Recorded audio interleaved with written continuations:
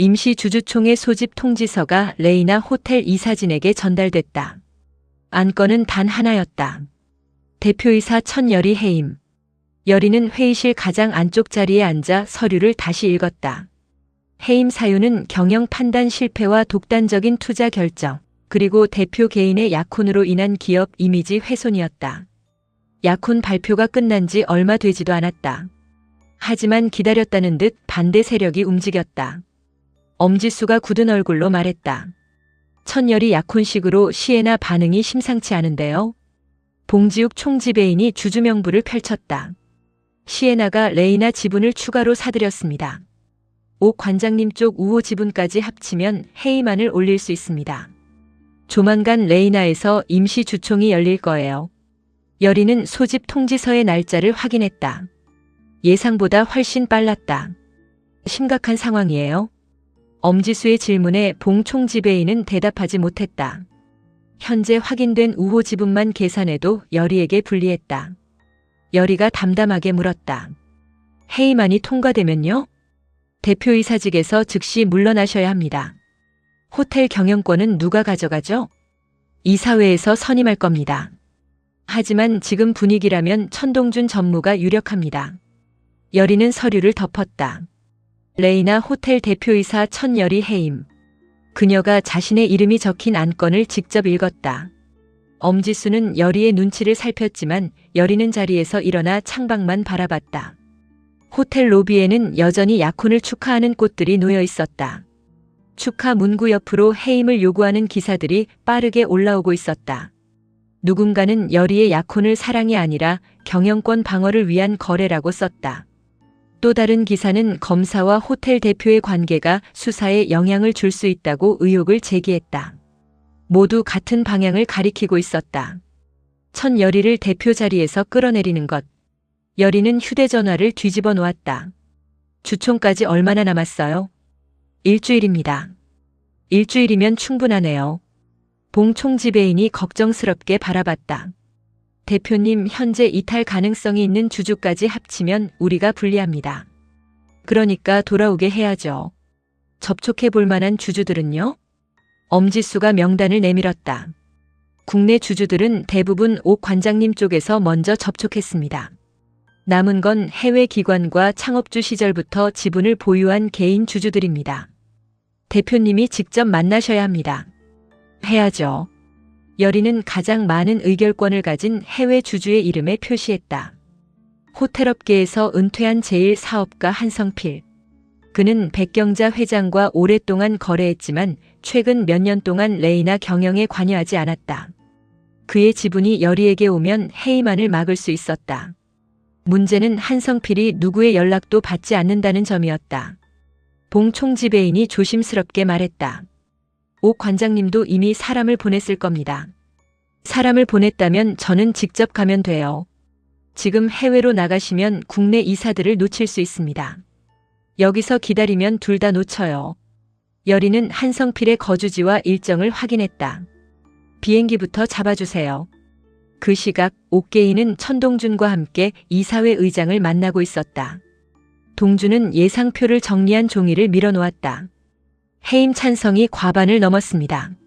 한성필 회장 지분만 중립으로 묶어도 끝나요. 옥 관장은 찻잔을 내려놓았다. 중립이면 안 돼. 찬성표를 받아. 굳이 거기까지 해야 해요? 천여리는 지는 순간에도 상대 목을 물어뜯는 애야. 살아 돌아올 길을 남겨두면 안 돼. 동주는 여리의 약혼 기사가 실린 신문을 접었다. 마강욱 검사까지 나서면 귀찮아지는 거 아닙니까? 검사가 주주총회 표를 만들 수 있어? 누나 옆에 있는 것만으로도 여론은 움직이죠. 그 약혼 때문에 해임되는 거라고 만들어야지. 옥 관장은 이사회 의장에게 준비한 자료를 건넸다. 여리가 검찰 수사에 협조하며 회사 내부 문서를 외부로 유출했다는 내용이었다. 정상적인 수사 협조였지만 일부 문장만 떼어내면 회사에 손해를 끼친 것처럼 보일 수 있었다. 주주총회 전날 언론에 뿌리세요. 의장이 서류를 살피며 물었다. 백 회장님이 돌아오시면 문제가 됩니다. 어머니는 치료 중이세요. 주총회는 못 오십니다. 위임장은요? 옥 관장의 눈빛이 가라앉았다. 그건 제가 처리합니다. 옥 관장이 방을 나서자 동준이 뒤를 따라왔다. 엄마, 정말 할머니 위임장까지 손댈 생각이에요? 입 조심해. 나중에 문제 생기면 나한테 다 떠넘기려는 건 아니죠? 옥 관장은 걸음을 멈췄다. 대표 자리 갖고 싶다며. 갖고 싶죠. 그럼 손에 흙 묻는 건 감수해. 누나는 왜 그렇게까지 끌어내리려는 건데요? 옥 관장의 입가에서 웃음이 사라졌다. 천여리가 대표로 있는 한 언젠가는 나를 파헤칠 테니까. 동주는 어머니의 얼굴을 바라봤다. 경영권만을 노리는 사람의 표정이 아니었다. 옥 관장은 여리가 무엇을 찾아낼까 두려워하고 있었다. 호텔을 나선 여리는 주차장에서 마강욱과 마주쳤다. 강욱은 해임안이 적힌 기사를 휴대전화로 보여줬다. 왜 나한테 말 안 했습니까? 검사님한테 말하면 해결돼요? 해결은 못해도 같이 걱정할 수는 있죠. 그게 싫어서요. 내가 걱정하는 게 내 일 때문에 검사님까지 공격받는 게요. 강욱은 여리의 앞을 막았다. 약혼 때문에 해임당한다는 기사를 보고도 모른 척하라고요? 가짜 약혼이잖아요. 강욱의 표정이 굳었다. 천 대표에게만 그렇겠죠. 여리는 그를 지나치려다 멈췄다. 강욱은 처음부터 자신의 마음을 숨기지 않았다. 계약으로 시작했어도 감정까지 계약은 아니라고 말했다. 하지만 여리는 그의 진심을 받아들이는 순간 강욱까지 자신의 싸움 안으로 끌어들이게 될까 두려웠다. 강욱이 낮은 목소리로 말했다. 뭐든 얘기해요. 내가 다 도와줄게. 검사님이 주주들 찾아가서 표 달라고 할 거예요? 그건 못해도 옥 관장이 어떤 방법으로 표를 모았는지는 확인할 수 있습니다. 안 해요. 천 대표. 안 해, 안 해. 아니야, 아니야. 여리는 그의 말을 급하게 잘랐다. 이번 일은 내가 해결할 거예요. 검사님은 검사님 일을 해요. 왜 매번 혼자 해결하려고 합니까? 내 회사니까.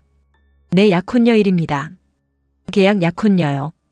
강욱의 손이 여리의 손목 앞에서 멈췄다. 그는 여리가 허락하지 않은 접촉을 하지 않았다. 필요할 때만 진짜고 겁날 때는 계약입니까? 여리는 대답하지 못했다. 강욱은 더 다가가지 않았다. 알겠습니다. 도와달라고 할 때까지 기다리죠. 그가 돌아서자 여리가 뒤늦게 입을 열었다. 해외 출장 다녀오겠습니다. 강욱의 걸음이 멈췄다. 어디로 갑니까? 일본이요.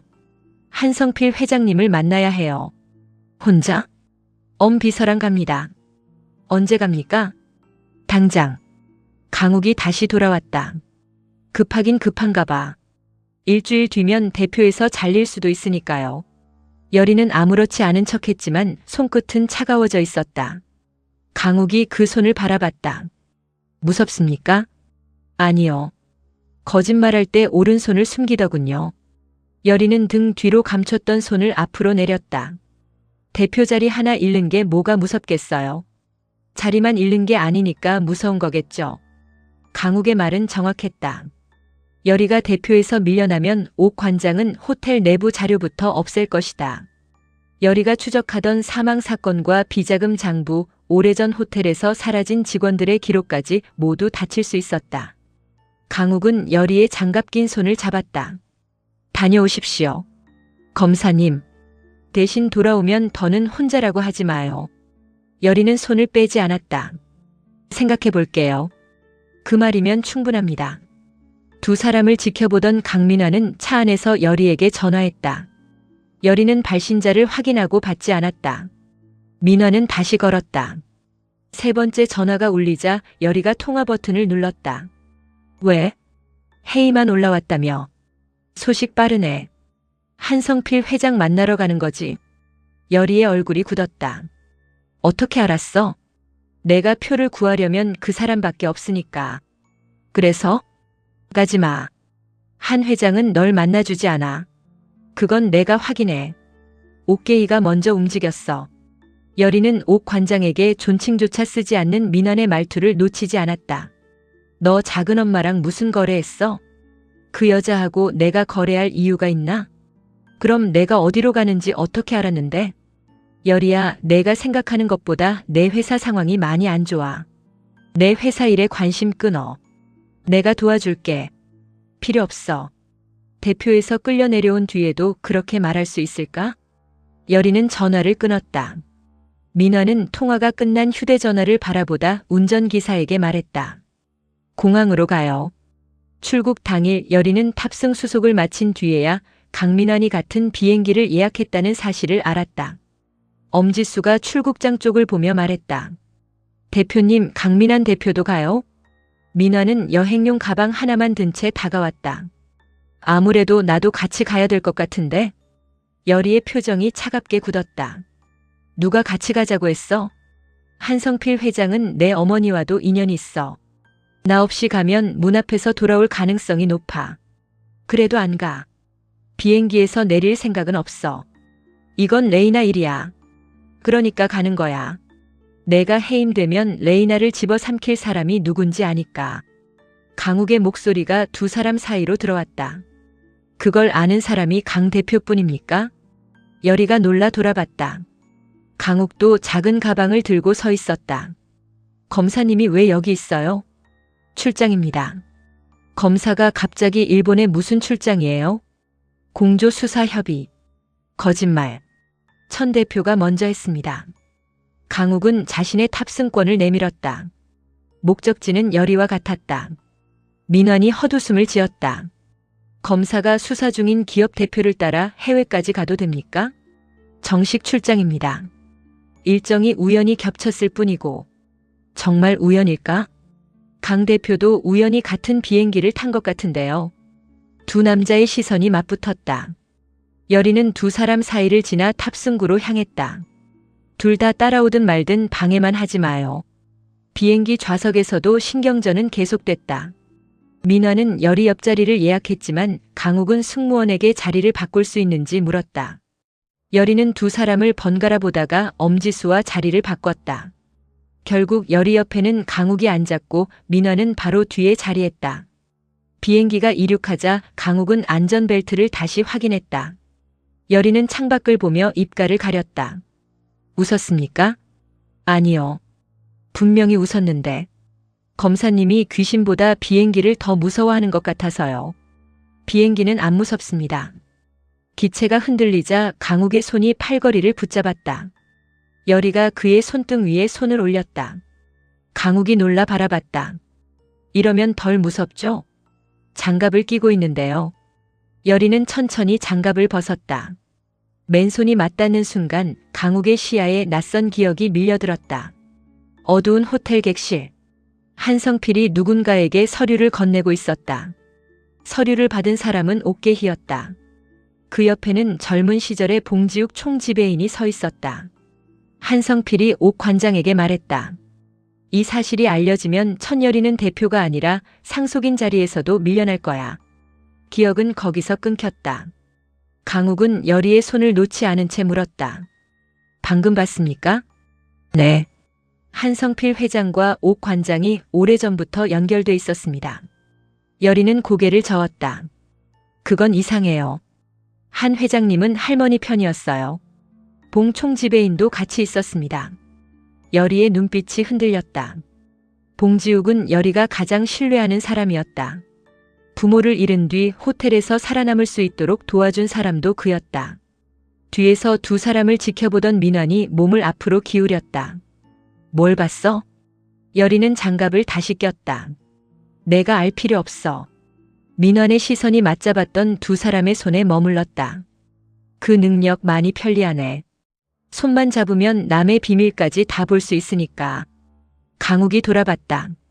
천 대표가 보고 싶어서 보는 게 아닙니다. 그렇게 잘 아는 사람이 왜 계속 손을 잡습니까? 혼자 보게 두기 싫으니까. 민환의 얼굴에서 웃음이 사라졌다. 여리는 더는 말하지 않고 눈을 감았다. 하지만 머릿속에서는 한성필과 옥계희, 봉지욱이 함께 있던 모습이 떠나지 않았다. 일본에 도착한 뒤에도 상황은 순탄하지 않았다. 한성필은 약속 장소에 나오지 않았다. 비서실에서는 건강 문제로 누구도 만나지 않는다는 답만 반복했다. 엄지수가 난감한 표정으로 말했다. 대표님, 옥 관장님 쪽 사람이 어제 먼저 다녀갔다고 합니다. 민화는 주변을 살피며 전화를 걸었다. 내가 만나게 해줄게. 필요 없다고 했어. 지금 자존심 세울 때 아니야. 내 도움을 받으면 뭘 내놔야 하는데. 레이나와 시엘의 합병. 여리가 민원을 노려봤다. 결국 그거였어? 합병하면 해임하는 의미 없어져. 넌 계속 대표로 있을 수 있어. 대신 레이나는 사라지겠지. 이름이 왜 중요해? 내가 지키려는 사람들도 그대로 남을 수 있어. 내가 지키려는 건 자리만이 아니야. 그러다 전부 잃어. 여리는 민원에게서 돌아섰다. 잃어도 내가 결정해. 강욱은 민원을 지나 여리 곁으로 갔다. 다른 방법을 찾아보죠. 민원이 강욱을 향해 비웃었다. 무모하지만 다르게 한번 해볼까 싶기도 해. 검사님은 그런 말로 사람을 안심시키나 봅니다. 강욱은 감정을 드러내지 않았다. 강 대표는 겁을 줘서 원하는 걸 얻고요. 적어도 현실적인 방법을 줍니다. 선택권을 빼앗는 건 방법이 아닙니다. 여리는 두 사람의 언쟁을 뒤로하고 한성필의 옛 호텔로 향했다. 그가 은퇴 전 마지막으로 운영했던 작은 호텔이었다. 현재는 영업을 중단했지만 건물 관리인은 한성필이 매주 한 번씩 그곳을 찾는다고 말했다. 여리는 로비에서 기다렸다. 밤이 깊어지자 엄지수는 국내 주주들에게 연락하기 위해 숙소로 돌아갔다. 민원도 누군가를 만나겠다며 자리를 비웠다. 강욱만 여리 옆에 남았다. 안 가요? 출장 일정이 내일부터라 오늘은 시간 있습니다. 공조수사협의라는 말 아직도 믿으라고요? 절반은 사실입니다. 나머지 절반은요? 보고 싶어서 왔습니다. 여리는 그를 보지 않은 채 물었다.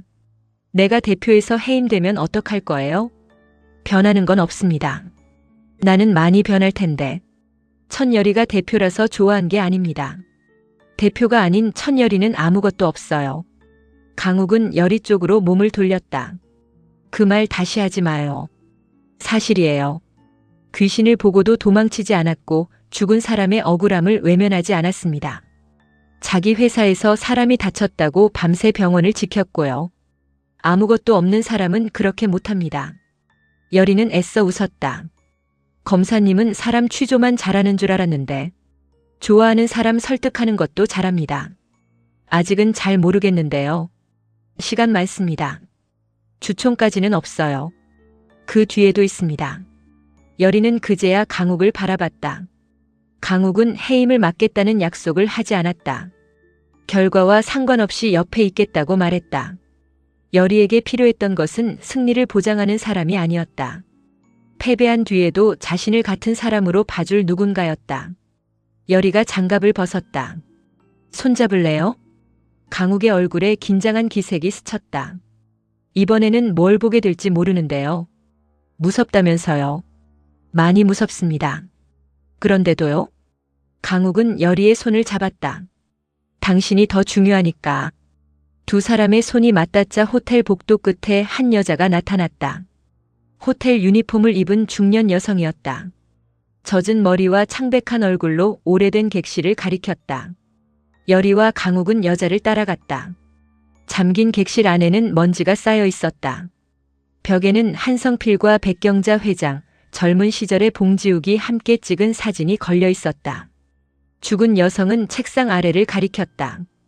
강욱이 서랍을 열자 오래된 주주간 계약서가 나왔다.